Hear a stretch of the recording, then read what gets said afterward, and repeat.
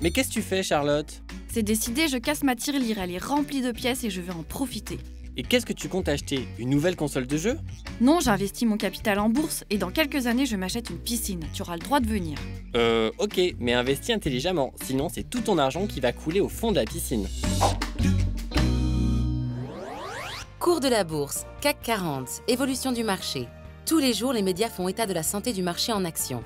Mais avant d'investir en bourse, il est conseillé de connaître les règles élémentaires à respecter.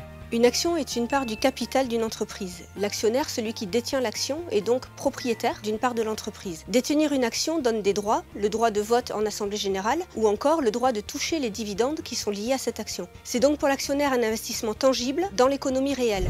Lorsqu'on choisit d'investir en actions, la diversification limite les risques. Ça permet de gommer les hausses ou les baisses, parfois importantes, que connaît régulièrement le marché des actions. Vous pouvez diversifier en investissant uniquement dans un morceau de votre patrimoine, une poche investie dans des actions.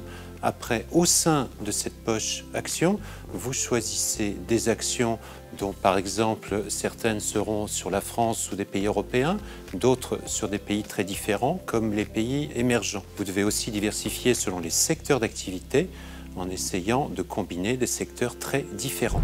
Une solution pour limiter les risques, c'est d'avoir des investissements réguliers, par exemple, une fois par mois, toujours à la même date, pour permettre de gommer, de lisser le moment précis où vous allez investir et de le répartir d'une manière équilibrée dans le temps. Enfin, il faut savoir que l'investissement boursier est un investissement à long terme.